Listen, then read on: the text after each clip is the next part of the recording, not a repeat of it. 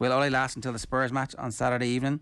This is the big question that we're asking. At the moment, it looks like he will be given an opportunity to rectify matters. That's the latest coming through from The Athletic. It's slightly different from the tone in the newspapers, which seem to think that he's on the brink. And he's on the brink for a bunch of different reasons. Player unrest, in particular, the fact that there was no discernible style, or certainly nobody being accountable to the style of what they were trying to achieve. We'll get to those in a moment.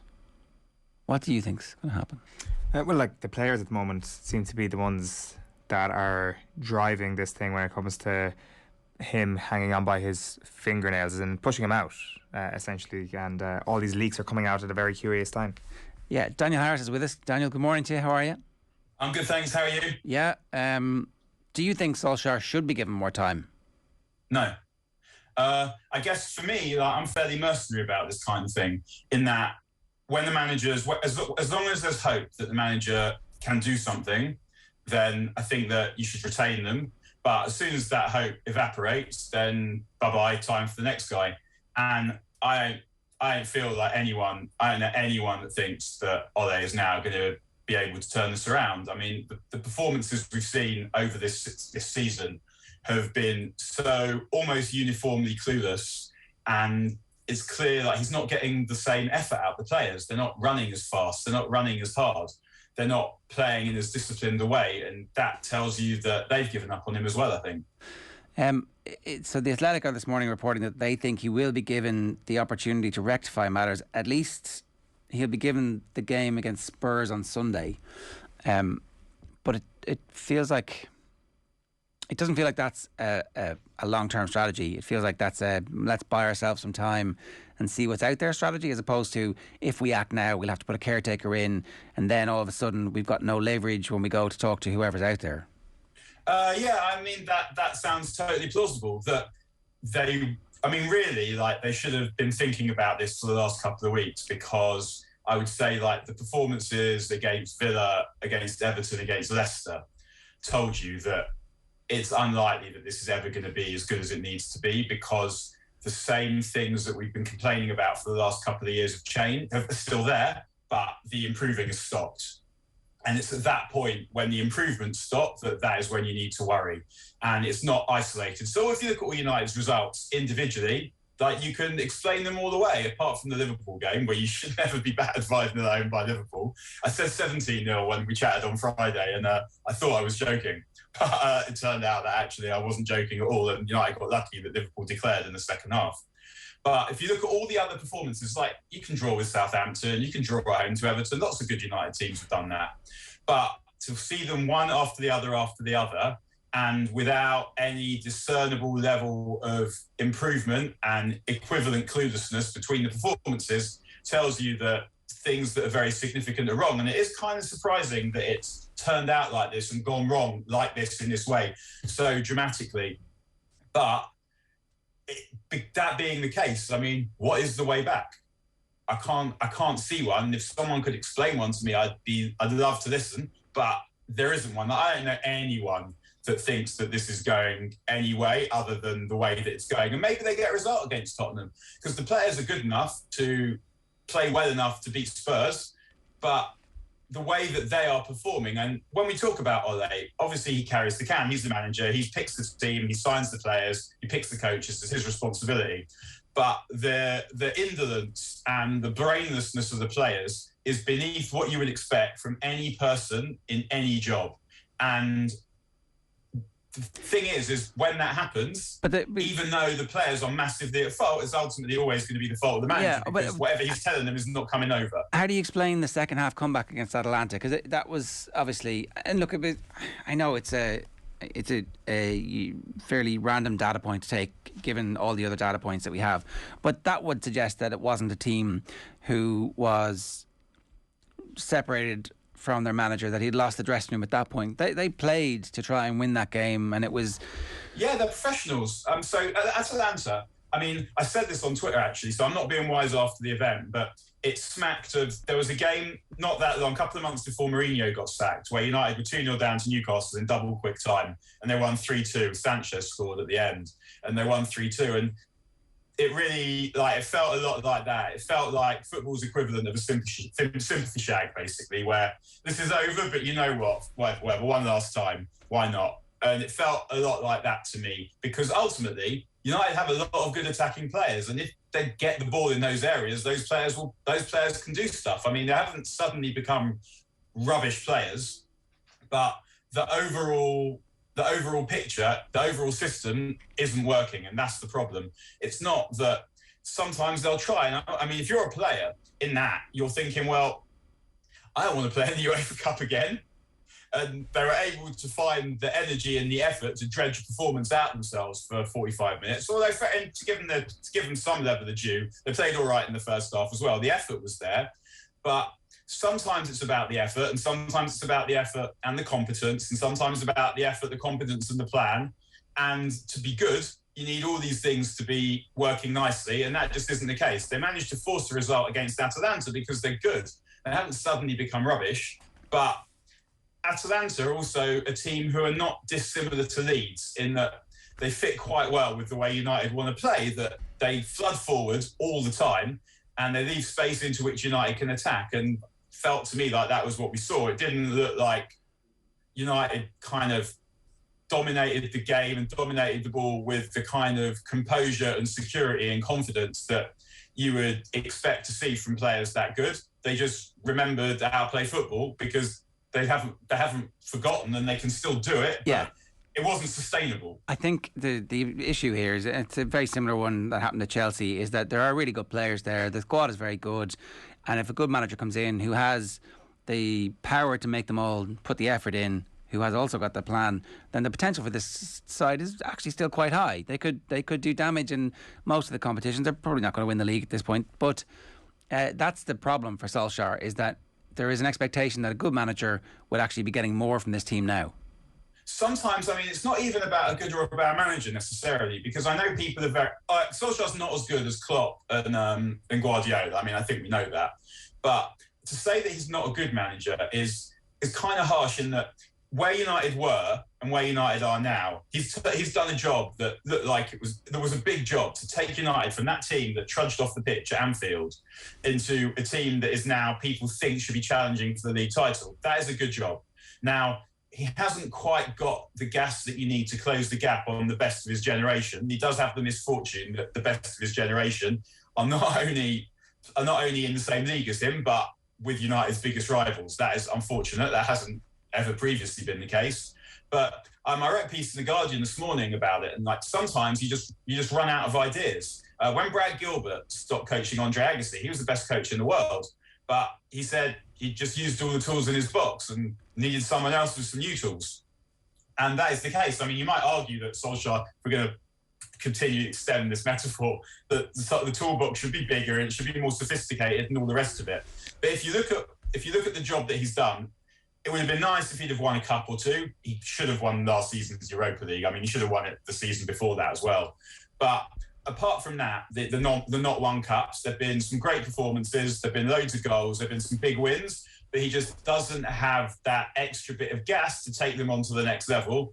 And it's at that point that you need to think, well, you need to find a manager that does. And I personally was waiting until I was certain that that was the case, because until this season, there was always improvements. There was the things in the back of your mind that or not in the back of your mind, in the forefront of your mind, that you always saw that you felt could be better, but the team was constantly improving. So it felt like the manager, the management team were learning on the job, and they were getting better, and the players were getting better, and they were getting better at playing with each other. But it's now got to a point where not only is the improvement stopped, but they're getting worse. And at that point, you just need some fresh ideas, whether it's someone better or not.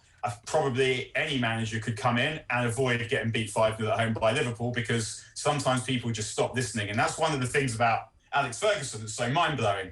How many team talks from Alex Ferguson did Ryan Giggs here? But he always found a way to keep it fresh, but the majority of people can't. And 3 years seems probably, I don't know what the average shelf life is for a manager at a big club or at any club, but 3 years sounds like probably about average, and you just run out of ideas, and that looks like that's what's happened. Okay, so the available candidates and the unavailable candidates, the ones who are without a job at the moment, that list is actually quite short. The people who are in jobs at the moment is actually quite longer. What do? Do you put a manager in until the end of the season who can caretake and hopefully get the squad into the Champions League and wait then to try and get somebody who is already in a job? Or do you just take what's on the shelf at the moment and head the direction of Antonio Conte? I would be loath to just take someone who's available because they're available. I mean, Conte's an excellent manager. He wouldn't be my choice, I guess, because I think he did an amazing job at Chelsea in that first season, but standards have gone up since then, and I don't know what his standards are, but he managed turning Victor Moses into a wing back, for example. Like, that kind of thing probably isn't going to be enough. Like, that kind of making do isn't going to be enough to take league titles off this Guardiola team and this Liverpool team and this Chelsea team even. I actually had a conversation with Miguel Delaney of The Independent about this on Twitter yesterday, because I was saying that playing 3-5-2 more or less, or 3-4-3 or whatever, is enough for me to say no. Partly because, I mean, personally, I just don't like that formation, but not really that. It's just I don't feel that it's fitting for this squad. So Miguel pointed out that Conte wrote a dissertation on playing 4 at the back, and he's just practical, and he'll do whatever he thinks is the right thing to do. In the back of my mind, I can't help but think, well, he played 3 at the back with Inter, he played 3 at the back with Juve, he played 3 at the back with Italy, he played 3 at the back with Chelsea. And I always wonder with him if he's one of those managers who's really good at getting the best out of technically limited players, but does he have that extra bit of gas when it's necessary? And so, for example, that Inter team he did a great job in winning them the title, but he's winning them the title with players like, the players like Lukaku. I mean, I can't help but think of the players he took off United: Lukaku, Darmian, Sanchez, Young. Now, they obviously were right for the job that he wanted to do, and he had some better players than that too. Lautaro is a great player. Brozovic is an excellent player. But his style, the things that he does, to me, say someone who's able to elevate kind of like a 5 out of 10 into a 7 out of 10. And I think I would ideally want United to aim higher and be better than that. But, I mean, at the same time, the notion of United players having to come back to the dressing room and face Conte fills me with enormous joy and enormous pleasure and enormous thrill. So, I don't know. He wouldn't be my choice. Who would your choice be then? Give us like a dream scenario. All of a sudden, you're Richard Arnold, and you're like, I've got it. Unfortunately, there is not a dream scenario, because the 2 best managers are Guardiola and Klopp, and they're busy. You can't have them. Yeah. I would probably take those 2. I think they could come in and do a job. Tuchel also has a job. So then you're looking at Pochettino. I would. If it was Conte or Pochettino, but you had to wait for Pochettino, I would wait for Pochettino. Although I know he's making an enormous mess in Paris, I feel like that squad that he has is not suitable for the kind of football he wants to play. And I think he could get that kind of football out of the United squad, because they're younger and they're not quite as pleased with themselves, and they're trying to get good rather than trying to stay good. So I would wait for Pochettino if it was Pochettino or Conte. I would prefer Brendan Rodgers to Conte. I don't massively, as a supporter, there's something about Brendan Rodgers, even if you ignore the Liverpool thing, which I, as a supporter, obviously wouldn't ignore. As a writer, I could probably manage to ignore. It's just like there's something about him that isn't what I want in a United manager. I don't know if it's the shiny teeth or the kind of the oily.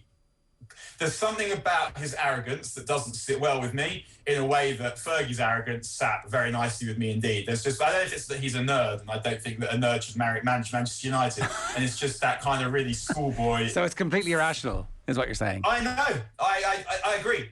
And having said about, he's not. I think he's unproven. Ultimately, he's not someone that you could be sure is going to come in and has the gas to the right level, but. If you added Fofana and Tielemans to the Man United side, I know he's not doing the buying, right? But he's definitely identifying gaps in his. He's involved for sure. Yeah. He's good. I think. Don't get me wrong. I think Brendan's really good. If he'd have won the league with that Liverpool team, which he should have done, it would have been one of the great Premier League achievements. Am I certain he knows how to drill and organise a defence? I am not. But I think that he's excellent, and if they got him, that would make sense, because he's someone, as opposed to Conte, who's someone who'll come in for probably 2 or 3 years. He may or may not win you a league title. and as I said before, I think winning the league title now is much harder than it was when he did it. Rodgers is someone who you would expect to come to work well with the young players, to improve them. But I would go for Rodgers over Conte, and I'd go for Rodgers over Zidane. I think Zidane would be an absolutely insane thing to do. And I know that people would say, well, Zidane won this, he won that, he won the league. It just, to me, seems like more of the same as Ole. And Zidane had one of the greatest midfields ever. He had Casemiro, Kroos, and Modric, and he had them at their peak. He had Benzema, he had Ronaldo, he had Bale, he had Ramos, he had Varane, he had Marcelo, he had Carvajal. Yeah. I mean, the drilling and the coaching, like, these are not just world-class players. They're players with unbelievable mentality. Not great in the league. Not a great manager in the league. So I one last question for you before we go. So if you've got to wait for Rodgers and Pochettino, who are you waiting for? If I've got to wait for both, I'm going for Pochettino. I'm not an expert on Erik ten Hag, but I find him quite interesting and quite appealing, because I guess because I know less about him. I think he's done a brilliant job at Ajax. I've been watching his Ajax team for quite a few years now. They play lovely football. He's developing players. He's coaching them. He has a system that he can impose. And, I mean, so does Pochettino. So I guess, ultimately, Pochettino, Ten Hag would be my first choices. But I say that I obviously know much more about Pochettino than I know about Ten Hag. And I think probably, if I'm honest, one of the reasons I'm saying Ten Hag is because I know less about him, and the others aren't quite floating my boat in the way that I'd like them to. So I would sort of go for the one I knew less about, because I'd risk a 5 out of 10 for the possibility of getting an 8 or a 9 above someone I think might be a 7. So I guess my top 2 choices are the people we talked about would be Pochettino and Ten Hag, because I think Pochettino would be a really good fit for the squad. I think he'd be a really good fit for the club as well. And I would wait for him as opposed to getting Conte. But if they got Conte, I could totally see how it would go excellently, because he is quite practical and he won't be messed around. But there's just something about him that says he's sort of he's a 7 out of 10 manager. He's a finding a way to win manager. And the players that United have, they should be imposing themselves in a slightly more dominant way than I felt his Chelsea teams did. And I don't think doing the best with this United team is managing to coach players into roles that they don't ordinarily play, or trying to find a formation. It's working with unbelievable talent to get the best from them, and I'm not sure that's Conte's thing.